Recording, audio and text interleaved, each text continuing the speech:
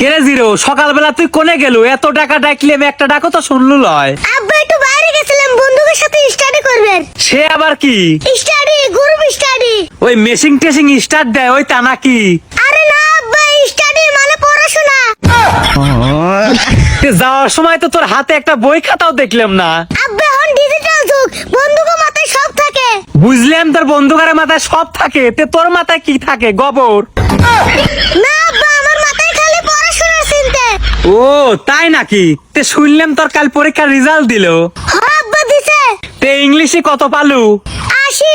আলহামদুলিল্লাহ, যাক তাহলে তো আমার বেটা সে শিক্ষিত হয়ে গেছে। কিন্তু আব্বা একটা সমস্যা আছে। আবার কি সমস্যা? 80 আমি একা পাই নাই। মানে মানে এটা আমাকে বুঝো ক। মানে আমরা 18 জন মিলে 80 পাইছি। তোক আজকে আমি আপনি একটু ঠান্ডা হও, ঠান্ডা হও। ডাক্তার কাছে বেশি রাগ করলে পেশাব বাড়ে। তে গণিতে কত পাইছু? আব্বা গণিতে আমি ডবল সেঞ্চুরি করছি। 100 মার্কের মধ্যে তুই ডবল সেঞ্চুরি কেবা করে করলু? আব্বা দুইটা গুল্লা পাইছি। গুল্লা পাইছু মানে? তোক তো আমি আজকে হ্যাঁ আব্বা, মারো মারো। তুমি ইতিহাস ঘাটলে দেখতে পারবে, বড় বড় বিজ্ঞানীরা সবাই ফেল করছে। ওইসব ইতিহাস মিতিহাস বুঝি না, তোকে আজকে মারবই। দর্শক আজকের মতো আমাকে লাইক কমেন্ট করে বাঁচান।